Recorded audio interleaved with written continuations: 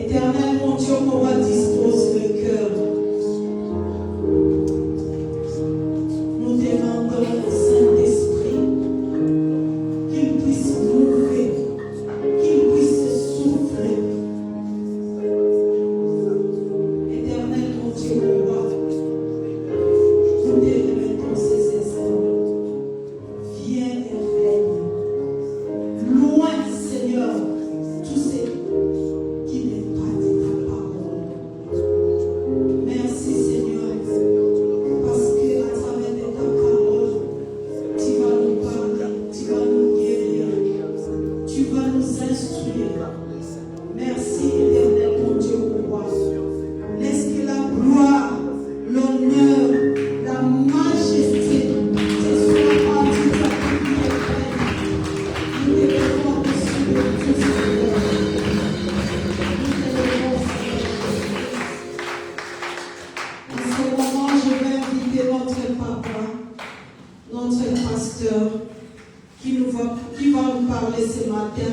Et nous allons acclamer.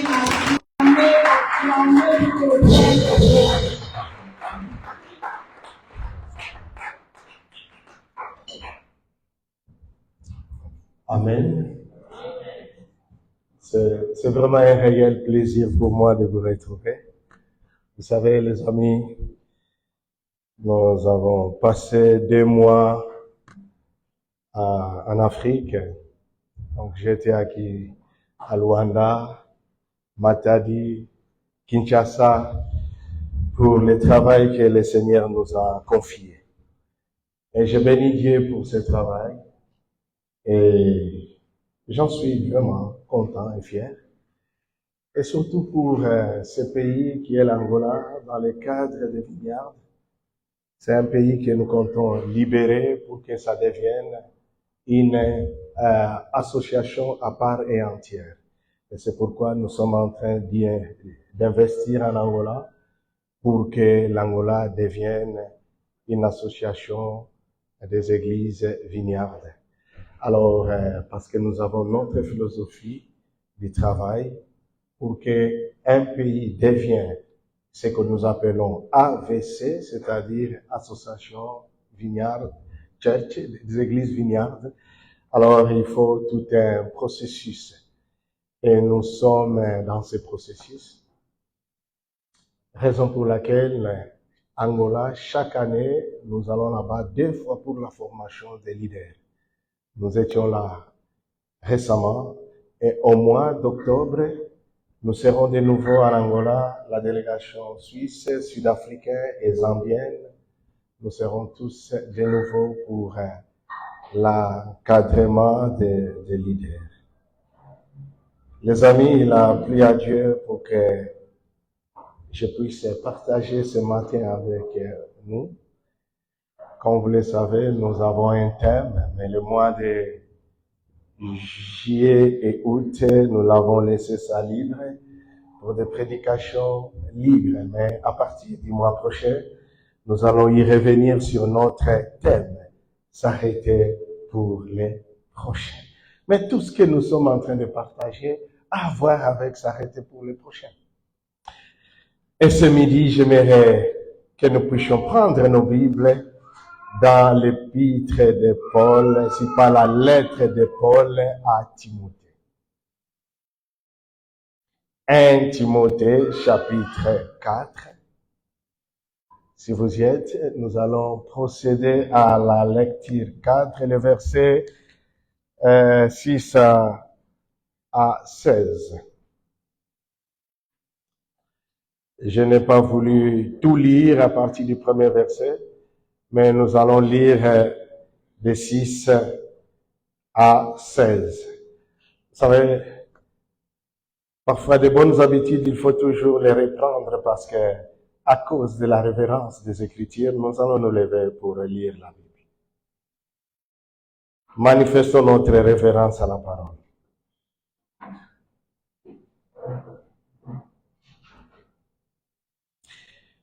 Il est écrit, en exposant ces choses aux frères, tu seras un bon ministre de Jésus-Christ, nourri des paroles de la foi et de la bonne doctrine que tu as exactement suivie.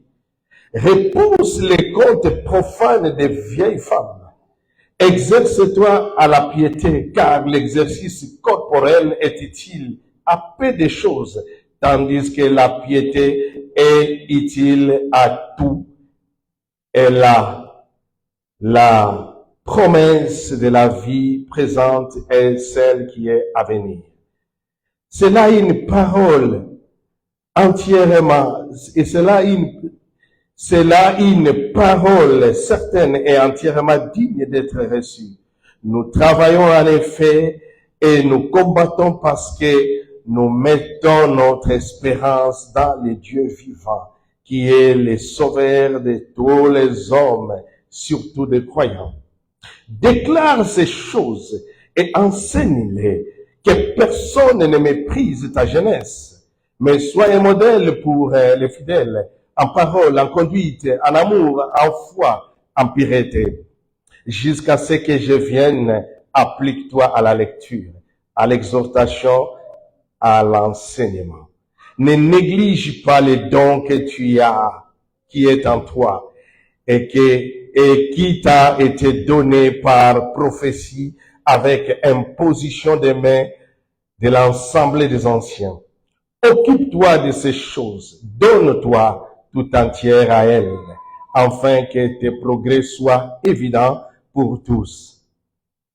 Veille sur toi-même et sur ton enseignement. Persévère dans ces choses, car en agissant ainsi, tu sauveras toi-même et tu sauveras ceux qui t'écoutent. Papa, merci. Merci encore pour cette convocation que tu nous as lancée. Nous voulons écouter, Seigneur Jésus. Oh oui, ton conseil. Parle-nous. C'est toi que nous sommes venus écouter. C'est en ton nom, le roi, que nous t'avons ici prié. Amen. Prenez place. N'est-ce pas que c'est un texte émouvant? Ce texte parle de lui-même. C'est-à-dire que nous n'avons même pas besoin de faire tant de commentaires par rapport à un tel texte. C'est pourquoi ce matin, j'aimerais partager sur quelque chose que j'ai vu dans ce texte. C'est que Paul est en train de dire à son fils Timothée. Et ce qu'il est en train de dire à Timothée, pour qu'il soit un bon ministre de Jésus, il faut qu'il expose ces choses. Quelles sont ces choses que Paul demande? C'est pourquoi j'aimerais parler sur les vrais fidèles serviteurs. Les vrais fidèles serviteurs. Les amis, pour mieux comprendre ce texte, il faut faire une marche en arrière, comprendre les 5 premiers versets. Vous savez, les 5 premiers versets qui est dans ce texte est très important. Vous savez, j'étais en Afrique, j'ai vu tout ce qui se passe ces derniers temps, des débats, des discussions. J'étais là, bouche bée. J'ai dit, mais tout le monde est enseignant. Tout le monde veut dire quelque chose. Tout le monde sait quelque chose. J'ai compris que l'erreur, c'est parce que les chrétiens, nous ne prenons pas au sérieux les Écritures. Nous la lisons tellement, très rarement, parfois rapidement, seulement pour soigner notre conscience. J'ai lu la Bible. Non, prenons le temps avec les Écritures. Si nous voulons comprendre les Écritures, prenons le temps. Ne lis pas un verset, lis les contextes. C'est comme ça que tu vas comprendre. Amen. Et regarde les 5 premiers versets. Les 5 premiers versets qui est ici.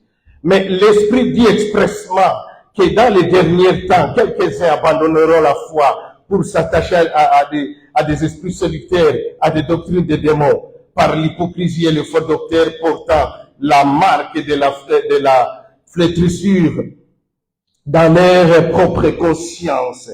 Ils prescrivent de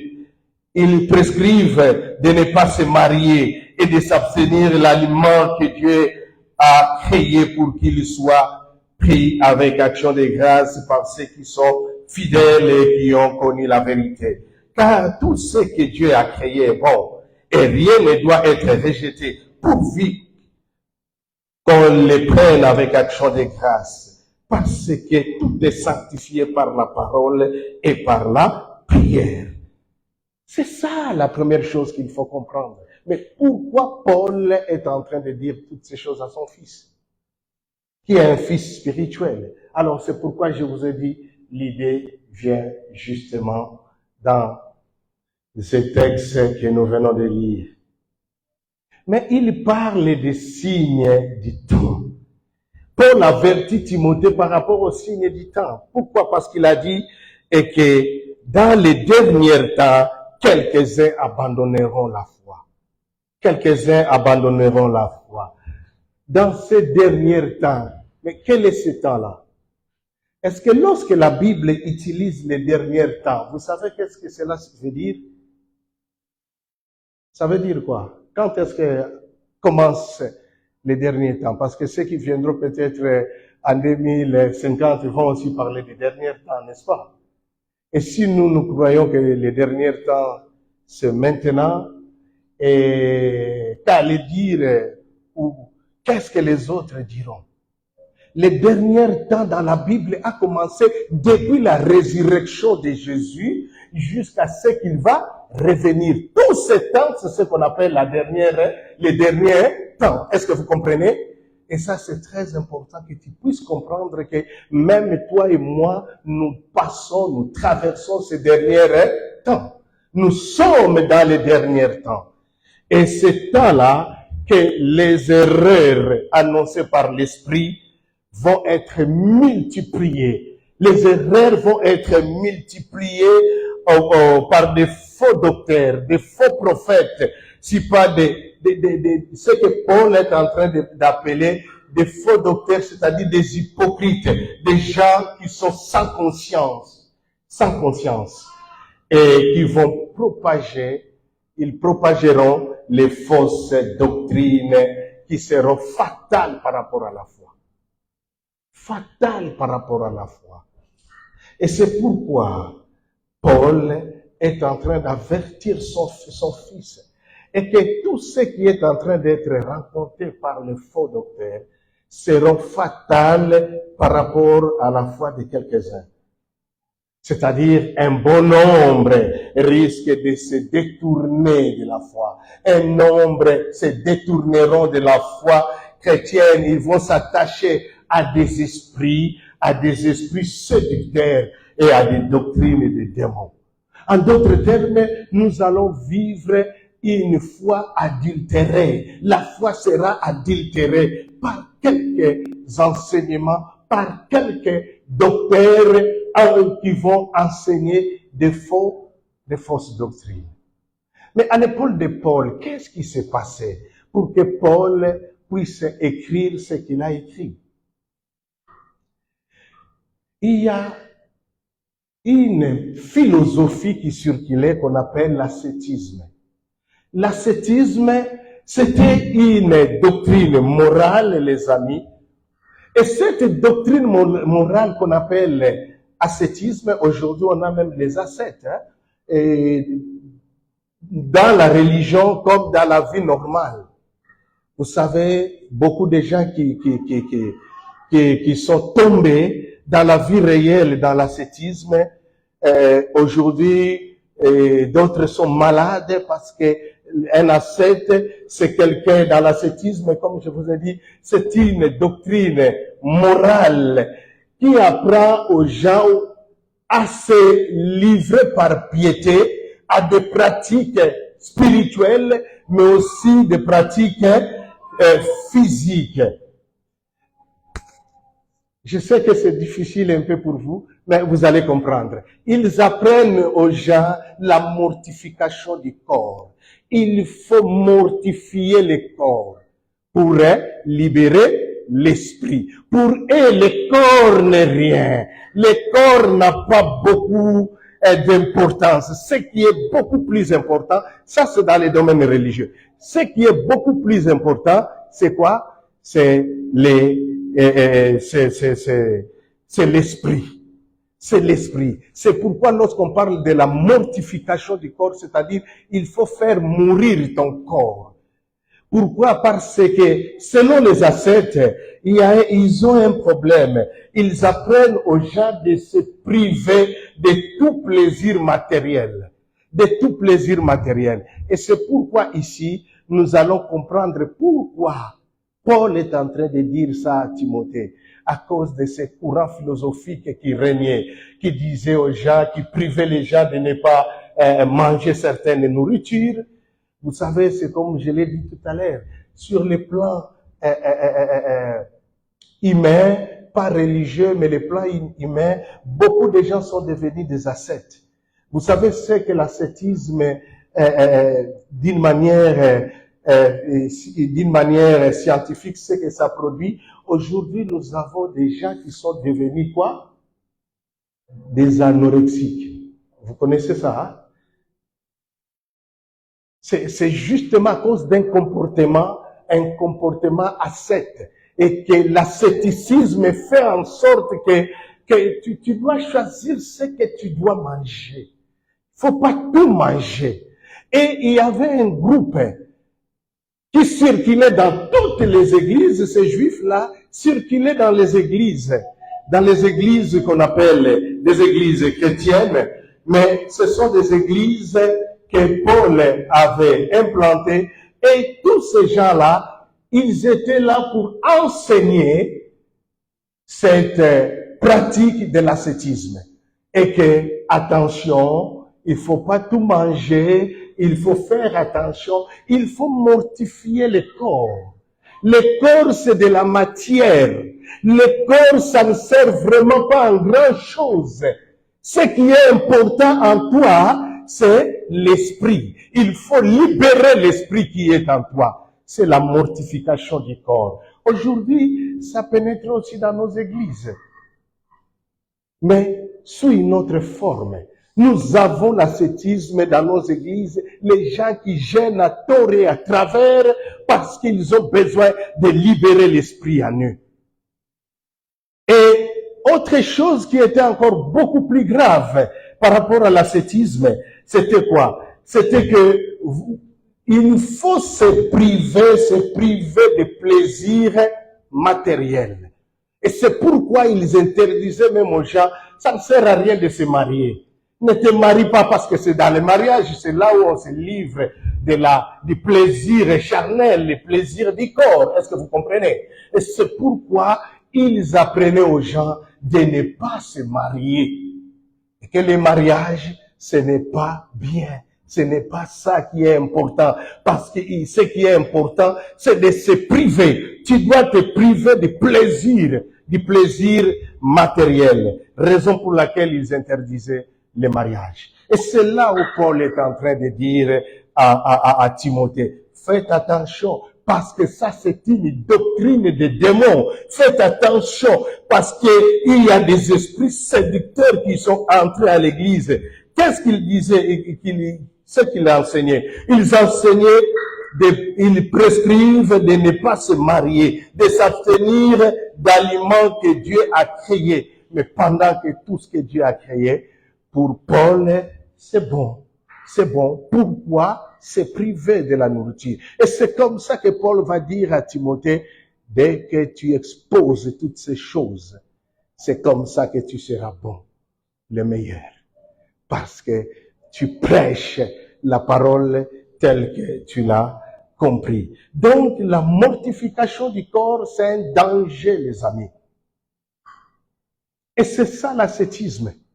Et nous devons faire attention avec tout ce que nous sommes en train de vivre dans ces derniers temps. Donc nous aussi, nous sommes dans les derniers temps. Mais vous savez, les erreurs que Paul a signalées à Timothée, ces erreurs ont revêtu d'autres formes dans notre temps d'aujourd'hui.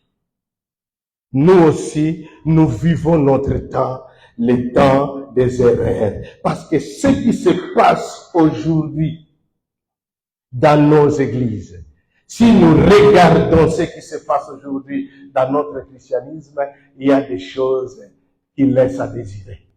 des choses tristes et tu te poses la question, où va l'église chrétienne?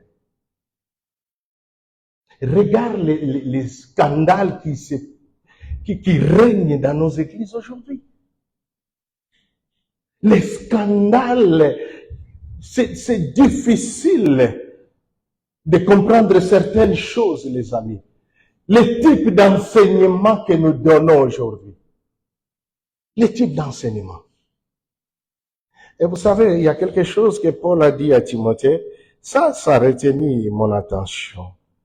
Parce qu'il a souligné quelque chose à Philémon par rapport à l'enseignement qu'il a reçu. C'est pourquoi, les amis, apprenons. C'est très important, l'Église du Seigneur. Nous sommes en train de vivre un moment difficile. C'est pourquoi je me suis dit que toutes mes prédications, ça ne serait que des enseignements pratiques. Je ne ferai plus de prédications. Parce que j'ai compris une chose que lorsqu'on a quelque chose, il faut l'offrir. Ne laisse pas les gens écouter d'autres, parce qu'aujourd'hui tout le monde est théologien, tout le monde connaît, tout le monde sait, tout le monde peut faire des déclarations. Et c'est grave. Lorsqu'on fait des déclarations, on ne se rend pas compte qu'on a détruit quelque chose. On ne se rend même pas compte. Toi, tu fais la déclaration par rapport à ce que tu as lu. Et c'est pourquoi j'ai partagé, dire à mon pasteur, j'ai dit, j'animerai le séminaire de l'église. Ça sera un séminaire biblique du 26 au 28. Qui est ton prochain? Qui est ton prochain? Et là, je vais vous ramener dans l'ancienne alliance pour vous montrer dans les nouveaux comment Dieu a fait les choses. Et ça, c'est très important. C'est ce qu'on appelle la théologie de l'Ancien Testament. Et comment cette théologie est traduite dans les nouveaux. Sinon alors, nous allons écouter des choses et des choses pour nous, comme nous n'avons pas assez de racines, nous allons les avaler, et lorsqu'on avale, et c'est comme ce que Paul est en train de dire ici, il est en train de dire que faites attention parce que ces gens-là vont s'attacher à des esprits séducteurs, à des doctrines des démons. Le temps est complexe, le temps que nous vivons. C'est un temps complexe. Et nous, on joue au poliment correct. Non, j'ai compris que il faut parfois durcir les choses, montrer les muscles. Pourquoi? Parce que nous avons la responsabilité. Ce n'est pas en vain que le Seigneur a permis que nous puissions rester dans les bancs de l'école pendant longtemps et que quand il y a des choses qui se passent, on est là, on est spectateur. Mais qui sont en train d'avaler ces choses? Ce sont nos membres des églises. Et c'est terrible. Notre temps, les scandales à répétition, non seulement les scandales à répétition, mais les enseignements qui sont... Si tu sais que tu as reçu un don de Dieu, tu as une grâce, reste dans ta grâce que tu as reçue. Ne mélange pas les choses. Et c'est pourquoi la Bible est sévère pour dire attention, faites attention avec l'enseignement. N'ose pas, il y a des choses que je ne peux pas l'enseigner ni les déclarer parce que je sais que je ne suis pas encore suffisamment mûr pour toucher telle chose. Mais tu n'as pas encore, tu ne domines aucune doctrine biblique, pas même une. Tu n'as que des informations, mais tu veux dire des choses. C'est là où c'est un peu grave. Et c'est pourquoi moi je vous invite, ceux qui sont ici à la vigne. L'école va commencer le 13. Je vous invite à l'école parce que nous avons dit qu'il y aura la première, il y aura la deuxième et nous voulons hausser les niveaux. Hausser les niveaux. Parce que c'est là où nous voulons vraiment travailler. Et j'ai associé encore d'autres amis qui sont encore bons dans les domaines pour que nous puissions bien aimer aider l'église parce que il y a ces gens-là qui ont le monopole aujourd'hui, qui ont l'argent, qui ont les moyens de télécommunication pour nous communiquer parfois des choses qui nuisent à la santé spirituelle du peuple de Dieu. Et raison pour laquelle, les amis, tu es invité vraiment à s'inscrire rapidement pour la formation qui va débuter le 13 septembre. Non, il ne s'agit pas de ça, mais il s'agit justement de ce que nous sommes en train de dire par rapport à ces courants philosophiques qui règnent de l'ascétisme. Et c'est par là que Paul va dire à Timothée, son fils, face à tous ces erreurs, face à ces mensonges qui sont véhiculés, face aux fausses doctrines qui sont prêchées, toi, expose ces choses à tes frères. Tu feras ainsi tu feras une bonne œuvre et d'un bon serviteur de Christ. D'un bon serviteur de Christ.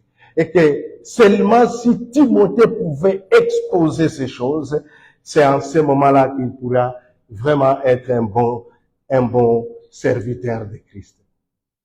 Oh les amis, laisse-moi seulement un passage pour te dire que ne passe pas le temps à exposer les gens. Passe du temps à exposer les Écritures. Parce que notre Église, c'est de la bassesse aujourd'hui. Nous passons trop du temps à exposer les autres. Ce n'est plus ce temps-là. Ce temps-là est révolu. Passe du temps à exposer les Écritures. Et c'est ce que Paul est en train de demander à Timothée ici. Pour que tu sois bon, que tu sois fidèle, que tu sois le meilleur, pour que tu sois vrai, expose ces choses. C'est le temps d'exposer la parole. Pas passer le temps pour parler des autres. Ça ne va en aucun cas t'aider. Mais ce qui est important, Paul souligne quelques aspects importants que Timothée pourra exposer, ou alors quelques éléments qui pouvaient, ou aspects qui qualifieraient justement un service vrai et bon par rapport à Timothée. Pour que Timothée soit bon, pour que Timothée soit fidèle et vrai, Paul va lui donner quelques orientations. Et c'est ces trois orientations que j'aimerais vous partager ce matin. Après, nous allons prier. Premièrement, il va dire à Timothée au verset 7. Moi, je les résume de ma manière pour dire, repousse la distraction et exerce la piété. Repousse la distraction et exerce la piété. Ça, c'est la condition sine qua non pour être bon. Et surtout à ce temps, le temps de la fin que nous traversons. Repousse la distraction. La distraction. Et exerce la piété. Évite la distraction, les amis. Éviter la distraction, c'est très important dans notre temps d'aujourd'hui. Pourquoi? Mais justement parce que nous passons trop de temps dans des futilités. Nous passons trop de temps dans des futilités. Vous savez, lorsque j'étais au pays, c'est là où j'ai complété mes 66 ans, je me suis dit, Edouard, plus question de futilité. Plus question. C'est là où ce texte m'a inspiré. C'était le texte pour ma méditation. J'ai dit, mais non, je serai dur envers moi-même et envers les autres. Pourquoi? Parce que nous aimons trop de futilité. Et c'est par là que j'ai compris que nos églises tournent en rond, justement parce que nous donnons tant aux futilités. Et nous, les leaders et les membres, nous sommes tous dans le même panier. Des futilités, des choses qui nous aident pas, les amis. Non! Je ne retournerai plus à 50 ans ni à 40 ans. J'avance. Et pas quelque chose de futilité, les amis. Pas quelque chose de futilité. Repousse les futilités si tu veux être bon. Évite de parler mal des autres. C'est révolu. C'est révolu. Le temps est là pour que nous puissions avancer. Regarde, si tu parles mal des autres, c'est tout ce que j'ai compris pendant mes méditations. Tu n'avanceras pas. Pourquoi Pourquoi? Parce que, mais qu'est-ce que tu vas gagner si tu passes le temps à parler sur Jaria? Tu vas gagner quoi? Tu ne gagneras rien, les amis. Au contraire, c'est toi qui es en train de perdre. Pourquoi? Parce que tu es en train d'amasser des malédictions sur ta propre vie. Évite si tu veux être bon, des futilités. Évite des choses qui ne vont pas t'aider. Vous savez, la distraction. J'ai compris aussi une chose, que la distraction produit le gaspillage. Tu gaspilles le temps, tu gaspilles l'énergie, tu gaspilles même l'argent et tu gaspilles l'opportunité. Et c'est tout ce que la distraction fait. Regarde aujourd'hui comment nous sommes en train de gaspiller le temps avec l'Internet pour des futilités. Le temps que nous passons avec seulement la télé. Les gens qui prennent des heures et des heures, mais c'est du gaspillage. Ce temps pouvait t'aider à sauter sur une opportunité. À sauter sur une opportunité, savoir saisir les opportunités. J'aimerais mieux que tu sois sur Internet, mais parce que tu es en train de faire une formation sur Internet, que de regarder qu'est-ce qu'ils ont dit, qu'est-ce qu'ils ont fait, qui a injurié le président, qui a fait ceci. Les amis, c'est du gaspillage. C'est du gaspillage. Ça ne nous fait pas avancer. Ça ne nous fait pas avancer. Non seulement tu gaspilles le temps, mais tu gaspilles l'opportunité. Tu gaspilles l'opportunité. Et surtout de l'énergie. Et c'est là où j'ai compris que c'est dans les domaines que le diable est en train de frapper fort. L'ennemi frappe fort dans ces domaines, les amis. Il ne veut plus t'empêcher de venir à l'église. Tu vas venir, mais tu vas rentrer près de lui. Ça entre ici, ça sort ici. C'est tout ce qu'il veut. C'est comme si ce que ma fille était en train de dire ici dans l'ordre de la modération. Les amis, soyons conséquents. Mais à ton âge, tu as quitté ta maison. Tu es venu ici, mais tu veux rentrer tel que tu es venu. Ah non. Tu dois te dire toi-même, ce temps est révolu. Je dois écouter ce que le Seigneur veut pour ma vie. Parce qu'il n'y a personne qui t'aime tel que Dieu, n'est-ce pas? Et tout ce qu'il veut est que ta vie soit meilleure. C'est tout ce qu'il veut.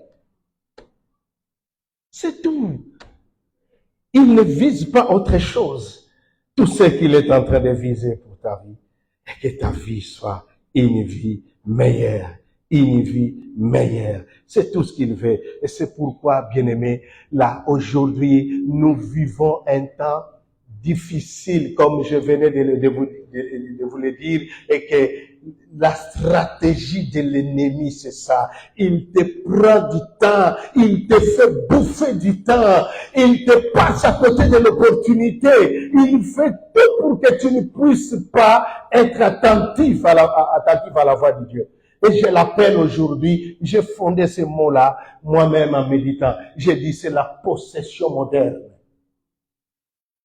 Nous sommes possédés aujourd'hui d'une manière moderne.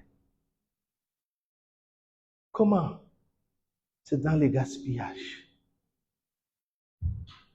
C'est dans la distraction. Mais le Seigneur aimerait que tu exerces la piété. Que tu exerces la piété. Et c'est ce qui est très, très important, d'exercer la piété. Et que la piété, ce n'est rien d'autre que tu disposes, que tu te disposes, toi, à rendre à Dieu l'honneur qu'il lui doit. L'honneur qui lui est dû plutôt. Et c'est ça la piété. Rendre à Dieu l'honneur qui lui est dû. C'est ça la piété. Que ta vie commence à honorer Dieu. Tu honores Dieu au travers de ta vie. C'est tout ce qu'il veut. Or, l'ascétisme prônait justement quelque chose d'autre. Dans l'ascétisme, c'était une doctrine morale qui te pousse dans l'exercice physique mais et spirituel. Physique, par exemple, tu mortifies ton corps. Ça, c'est l'exercice physique. Nous avons vu ça, même ce courant est entré dans nos églises, la mortification du corps. Nous avons vu tout ce que les gens commençaient à faire. Il y a même des gens qui, avant de prier, ils mettaient des bouchons. Ils s'agenouillaient sur les bouchons, afin que les sacrifices qu'il est en train de faire et que les sangs qui vont couler, c'est une façon de mortifier le corps. Ça, c'est de l'exercice physique. Cela n'a rien à voir avec la piété. Est-ce que vous comprenez? Ouais. Aujourd'hui, il y a tant d'églises qui le font. On appelle ça quoi? Il y a un mot qui est utilisé aussi, la pénitence. Vous avez déjà entendu parler de la pénitence? Ce sont des mots que vous devez connaître, c'est très important. La pénitence, c'est-à-dire tu fais des choses pour maltraiter ton corps parce que tu as un objectif. La pénitence, même dans l'Église catholique, il y a d'autres qui l'ont déjà abandonné, mais certaines continuent à les faire. D'autres les font peut-être, ils ont changé la façon de les faire. Pourquoi? Parce que ce n'est plus quelque chose de l'ascétisme, mais c'est quelque chose pour se souvenir. Ils font des marches pendant le chemin de la croix. C'est la pénitence. Vous avez déjà entendu parler de ça? Et ça vient de l'ascétisme. Pourquoi? Parce que il fallait mortifier le corps. Or, Paul est en train de dire à Timothée, ça c'est rien. Ce qui est important, c'est justement l'exercice de la piété. Exerce la piété. Exerce la piété. Sois pieux. Sois une femme pieuse. Sois un homme pieux. Un homme qui est là, ou alors une femme qui est là, dont sa vie rend grâce à Dieu. Tu fais tout pour que tu te disposes à rendre à Dieu l'honneur qui lui est dû. L'honneur que tu dois rendre à Dieu. C'est ça la piété. Lorsque tout le monde vole, lorsque tout le monde triche, lorsque tout le monde convoitise, lorsque tout le monde critique, toi tu es là, ta vie commence à rendre gloire à Dieu. Pourquoi? Parce que ce n'est plus ça que tu aimerais. C'est ça la piété. Et c'est ce que l'Église a perdu. Nous l'avons tellement perdu. Non, moi j'ai envie de les récupérer par rapport à ma propre vie. Et j'aimerais que tu puisses s'inscrire aussi dans cette lignée. Récupère ce genre de choses. Ne passe plus le temps à parler sur les autres. Ça te rend petit, ça te diminue. Tu sais, si tu parles mal de quelqu'un à son absence, pendant que tu n'es pas là, si tu n'es qu'un faiblard. Est-ce que vous comprenez? Tu es faible parce que tu ne peux pas les confronter. Et ça n'aide pas. Ce sont des antivaleurs par rapport au christianisme. Ce sont les antivaleurs. Oh les amis, j'aimerais vraiment être ce père. Ce père qui va traiter avec égalité tous ses enfants. Pourquoi? Parce que ce temps-là est révolu. On avance les amis. Regarde nos enfants comment ils ont grandi. Comment devons-nous rester dans la bizarrerie? Pourquoi devons-nous être toujours les mêmes personnes? Il faut qu'il y ait quand même un changement en nous. L'exercice de la piété. Rends grâce à Dieu. Grand l'honneur à ce Dieu-là qui mérite les honneurs. C'est pourquoi, bien-aimé, Paul dira, je traite durement mon corps au point de l'assujettir. Pourquoi? À cause de la piété. À cause de la piété. Ça, je sais que je peux le faire, mais à cause de mon Jésus, je ne le ferai pas. Toi, le corps, si tu veux le faire, allez-y toi-même. Je ne le ferai pas. Et c'est ce que la piété devait. Deuxième chose, rapidement, parce que j'ai parlé de toi, être modèle.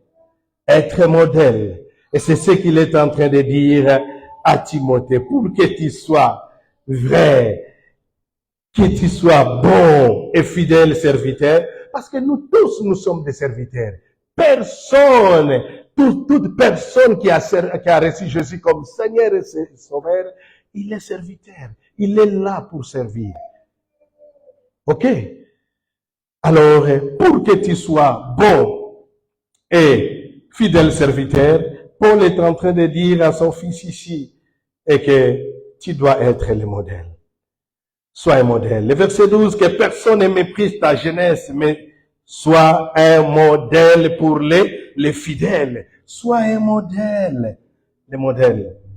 Vous savez,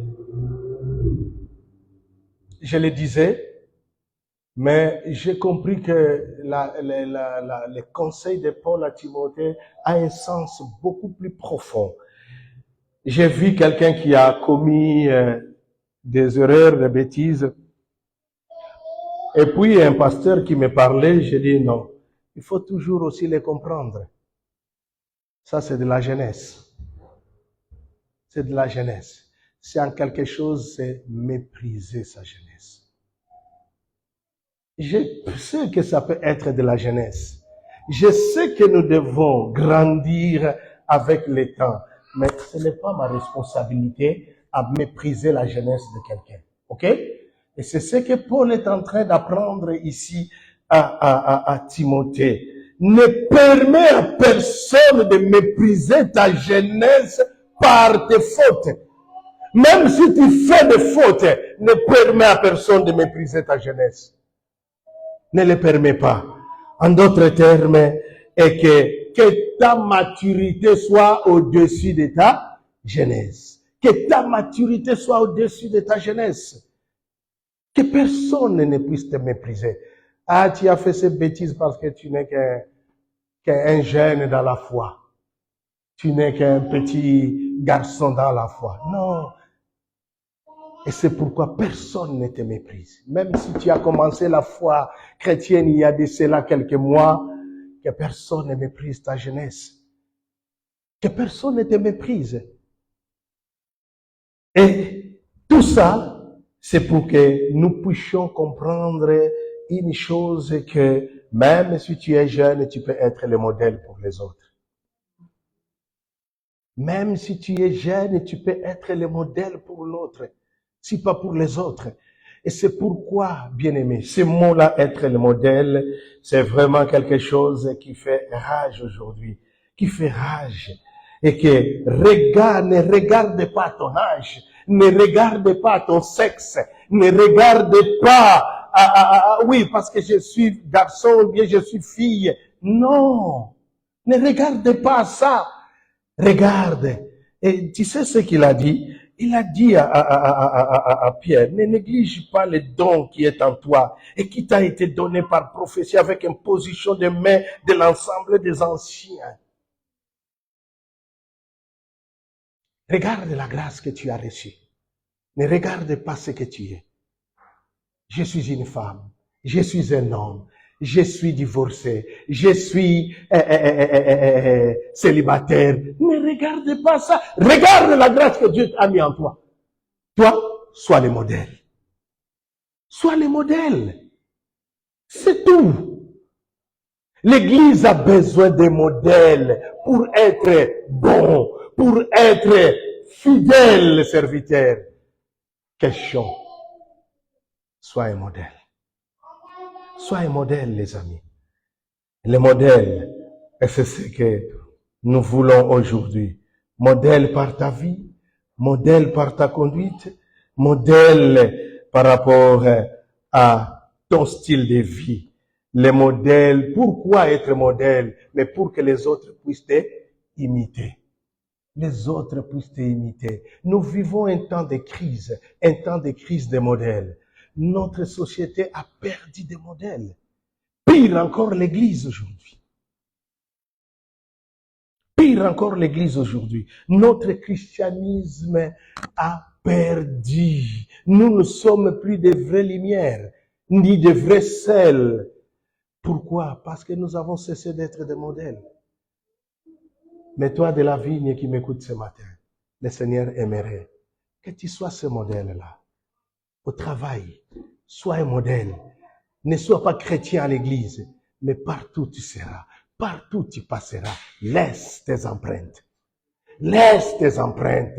Les gens sachent qui tu es. Tu as une identité. Et c'est cette identité que tu es en train d'imprimer partout où tu passes. Sois le modèle.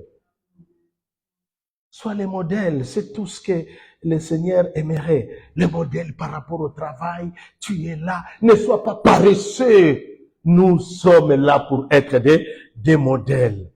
Vous savez, j'ai pensé à quelque chose qui s'est passé lorsque nous nous sommes convertis à Kinshasa, vers les années 82-83. Il y avait un problème, les amis. À cause de cette euphorie, de l'enthousiasme de recevoir Jésus, je me rappelle bien, un bon nombre de notre génération ont pu abandonner les études parce qu'ils voulaient servir le Seigneur. Et les termes qu'on a commencé à cette époque, il y avait un terme qu'on utilisait beaucoup. Je veux servir Dieu à temps plein. À temps plein. Et ça fait qu'un bon nombre ont abandonné les études parce qu'ils voulaient servir le Seigneur à temps plein. Donc c'est un christianisme rempli de paresseux, notre christianisme. Et nous devons faire attention, attention. Et les gens ont abandonné les études sous prétexte de vouloir servir Dieu. Mais qui t'a dit pour servir Dieu, il faut seulement être pasteur, évangéliste? Non, tu peux être avocat, tu sers Dieu. Tu peux être infirmier, tu sers Dieu. Tu peux être ingénieur, tu sers Dieu. Tu laisses tes empreintes partout. Sois le modèle. C'est seulement ça qui est beaucoup plus important. Hier, j'étais avec un frère, et ce frère qui me disait, mais pasteur, je ne comprends plus rien. Il m'a cité le nom d'une église, mais il vient de terminer un programme de tant de jours, mais ils sont encore entrés dans un autre programme. Moi, j'ai dit, mais c'est le signe de la paresse. C'est comme si les chrétiens n'ont plus rien à faire. Aller à l'église, aller à l'église, aller à l'église, aller à l'église, aller à l'église, aller à l'église. Et c'est terrible, les amis, que la religion ne devient pas l'opium. Et c'est devenu l'opium du peuple. On pense que si on fait ça, on est bon, on est fidèle. Non, on est bon, on est fidèle lorsqu'on est un modèle. Même si tu n'es pas allé au culte, même si tu n'étais pas au programme organisé, mais là où tu es, tu imprimes les valeurs du royaume. Tu imprimes les valeurs du royaume. Et c'est ça ce que le Seigneur aimerait pour nous. Et c'est terrible, c'est terrible. La crise des modèles. Il faut seulement voir ce qui se passe aujourd'hui. Ce qui se passe pour que nous puissions comprendre. L'Église, c'est comme si... le scandale ne vient plus du monde. Ça ne vient que de l'Église. Vous allez me dire le diable, oui. Mais le diable attaque toujours si tu es faible. Si tu ouvres une porte, qu'est-ce qu'il va faire? Il va entrer. La faiblesse n'est pas par rapport à une position. Parce que je suis pasteur, la faiblesse ne va pas m'atteindre. parce que je suis pas apôtre, je sais. Non, les amis. Aujourd'hui, nous sommes devenus surtout en Afrique, pas vous ici peut-être, hein, mais en Afrique, les scandales tout ce que j'ai appris tous ces derniers temps, ce ne sont que des scandales sur l'Église.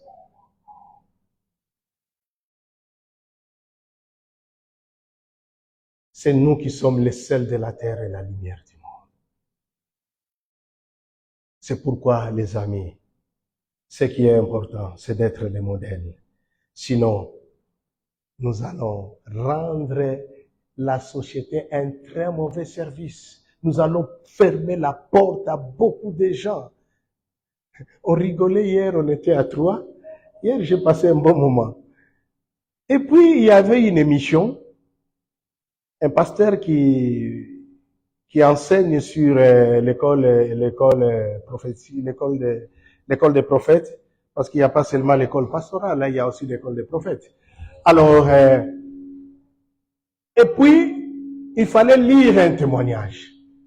Non, une question, et que dans la question, c'était une sœur qui a reçu la prophétie. Et le prophète lui a dit que Dieu lui a dit de semer sa voiture auprès du prophète. Et après, le Seigneur va la bénir. Alors, le problème, ça ne se situe pas à ce niveau. Ce qui est encore beaucoup plus grave. La sœur, après quelques jours, elle a rêvé que le Seigneur, elle a rêvé qu'elle devait justement donner sa voiture au prophète. Maintenant, la question était, est-ce que c'est Dieu ou ce n'est pas Dieu? Et là, quand le peuple manque le discernement, c'est fini. Je viendrai vers toi, Clément. Donne-moi un peu ta voiture. C'est Dieu qui me dit. Non, les amis. Dieu n'est pas là pour te dépouiller. Est-ce que tu comprends? Une fois, il a tenté de dépouiller Abraham en lui demandant son fils. Vous savez ce qu'il a fait?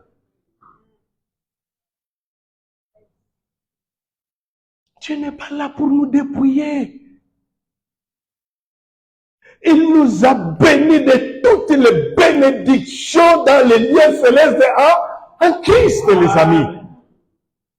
Et si Dieu commence encore à te tenter pour qu'il te bénisse, mais tu es déjà béni. Mais pourquoi tu veux? Comme vous aimez ça, je viendrai vers toi. Ma fille, tu dois me semer ta voiture là que j'ai vue. Non, les amis. Non. L'heure est grave. Je veux l'Église que nous puissions se réveiller par rapport à notre temps. C'est un temps, nous prenons ça à la légère. Nous lisons Paul, mais nous ne faisons pas allusion aussi à notre temps. Pour comprendre que le temps que nous sommes en train de passer, c'est un temps grave et difficile. Les prophètes demandent une voiture.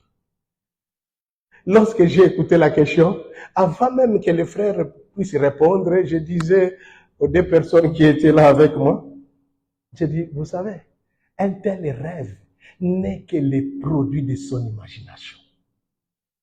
Elle a tellement pensé à ça, et la nuit, tu ne peux que reproduire ce que tu as. Et c'est de nos préoccupations naissent des songes et des visions. C'est ce que la Bible dit. Et les amis, et les prophètes, les messieurs qui étaient là, les pasteurs, a dit la même chose. Et je pense que nous devons faire attention. C'est l'ère de veiller, l'ère plutôt d'être des modèles. Et la dernière chose, veille sur toi-même. Regarde ce que Paul va dire à Timothée pour que Timothée soit un modèle. Le verset 16, veille sur toi-même et sur ton enseignement. Persévère dans ces choses, car en agissant ainsi, tu te sauveras toi-même et tu sauveras ceux qui t'écoutent. Les amis, c'est l'heure de prendre conscience de nous-mêmes. Prends conscience, prends garde à toi. Prends garde par rapport à ta vie. Et prends garde à tout à l'enseignement ici, par rapport à tout ce que tu dis. Par rapport à tout ce que tu dis, fais attention, prends garde, veille sur toi-même. Et si tu ne vas pas veiller sur toi-même, ok. Si tu ne veilles pas sur toi-même, ça serait catastrophique. Le problème, ce n'est pas de tout dire. Et le problème que je dois aussi respecter votre emploi du temps. Je dois m'arrêter pour vous dire que comment peux-tu établir les royaumes de Dieu dans la vie de l'autre et que si tu négliges de l'établir dans ta propre vie, c'est pourquoi tu vas commencer d'abord à veiller sur toi-même. Veille sur toi-même si tu veux être vrai. Veille sur toi-même si tu veux être bon. Veille sur toi-même si tu veux être fidèle. Et c'est là où nous perdons beaucoup. Nous ne veillons plus sur nous-mêmes. Tout ce que tu fais pour les autres doit te ramener, les amis, doit te ramener sans cesse à toi-même. À toi-même.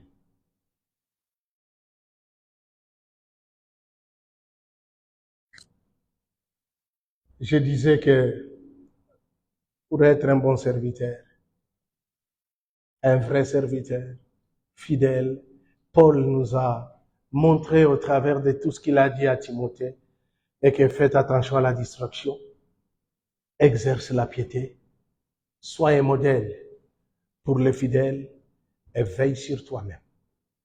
Veille sur toi-même. Regarde ces conseils. Si tu l'appliques, tu verras que, oui, les erreurs peuvent toujours venir, tu peux commettre des erreurs, mais tu vas te ressaisir vite. Pourquoi? Parce que tu veilles sur toi-même. Parce que tu veilles sur toi-même. Et tu verras même là où les erreurs se cachent.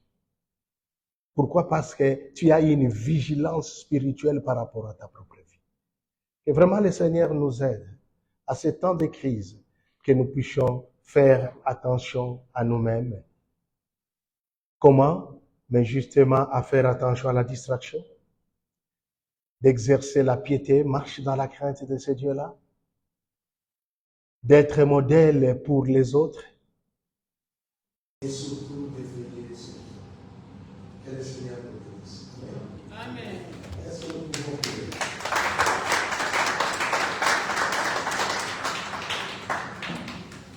Prions le Seigneur. Lève-nous aussi. Nous étions quand même assis depuis un bon moment. Nous allons nous lever pour prier à Dieu. Ça ne sert à rien de passer devant. Mais ta prière, c'est ce qui est beaucoup plus efficace que celui fait par une autre personne. Fais confiance à la prière que tu veux faire maintenant.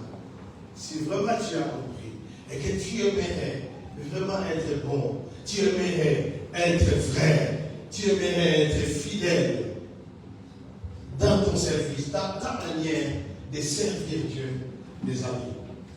Pense à toi-même. Pense à toi-même. Prie le Seigneur par rapport à ta propre vie.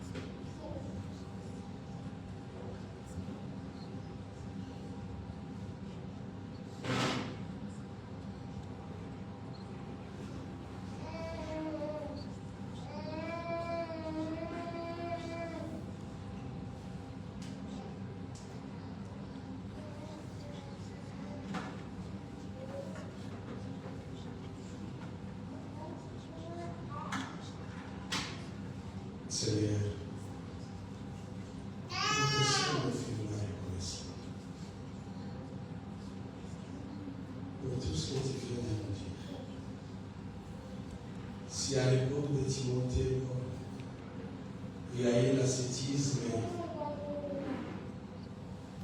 qui dérangeait ton église.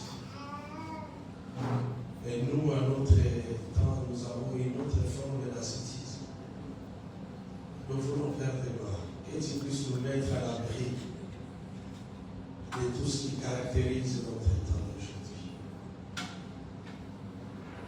Mais Père, savons comme le Seigneur, les conseils que tu as donnés à Timothée, pour qu'il soit bon, qu'il soit vrai et fidèle serviteur. Nous avons compris que cela est valable aussi pour nous. Apprends-nous, Seigneur Jésus, à faire attention à la distraction qui nous guette aujourd'hui, Père de gloire. Comment la distraction nous pousse au gaspillage. Comment nous sommes devenus des paresseux. Nous passons notre temps, Seigneur, pour des choses futiles, vides de sens. Oui, tu vois comment l'Internet, comment les réseaux sociaux prennent toute notre énergie et notre temps. Nous ne voulons pas les diaboliser, mais nous voulons faire des gloires, que cela ne puisse pas prendre ta place. Parce que cela a pris déjà ta place à beaucoup de vies. Nous n'avons pas assez de temps pour lire ta parole, mais nous avons beaucoup de temps pour voir, Seigneur Jésus, les déviés des faits de certaines histoires. Oh Dieu, préservez-nous. Nous savons que c'est vraiment les stratégies du malin pour que nous ne puissions pas, Seigneur Jésus, sauter sur l'opportunité, si pas les opportunités que tu nous donnes, mais tout ce que l'ennemi fait, Père de gloire, et que nous puissions, oui, nous perdre dans des choses futiles et vides de sens. Viens au secours de nos vies, Jésus. C'est toi que nous aimons. Nous avons besoin, Père de gloire, que nous puissions nous exercer à la piété. Aide-nous, Jésus. Que nous soyons des hommes et des femmes pieux, des hommes et des femmes qui te craignent, des hommes et des femmes qui renoncent, Père de gloire, à la mondanité, des hommes et des femmes qui marchent Jésus. Ah oui, selon toi. Merci. Et Papa, tout ce que nous voulons que tu fasses de nous des modèles, Père de gloire, que nous puissions imprimer, Seigneur, tes marques dans notre société d'aujourd'hui. Une société qui est sans repère. Une société qui a perdu tous ses repères, Père de gloire. Mais Seigneur, nous qui devons donner les repères à cette société, regardez comment nous avons perdu, Seigneur Jésus, notre position d'avant-garde. Nous ne sommes plus vers le modèle. Oh Jésus, aie pitié de ton Église, aie pitié de nous, Jésus. Et apprends-nous à veiller sur nous-mêmes, Jésus. Apprends-nous à veiller sur nos propres vies, Père de gloire. Merci pour ces conseils sages. Merci pour ces conseils, Père de gloire, qui éliminent notre existence, Père de gloire. Je ne vois plus quelque chose d'autre que nous pouvons faire, Père de gloire. Si nous t'avons à côté, Seigneur Jésus, et tout ce que tu nous dis, pour que nous puissions réussir notre marche sur terre. Seigneur, nous ne pouvons que réussir notre marche sur cette terre. Si nous avons fait la distraction, nous allons nous exercer à la piété. Nous serons des modèles et nous allons veiller sur nous. Bénis nos vies. Sanctifie cette église, la vie. Seigneur, laisse-nous marcher d'une manière digne de la vocation que nous avons reçue comme église. C'est en ton nom, au nom merveilleux et ineffable de ton Fils, que nous t'avons ici.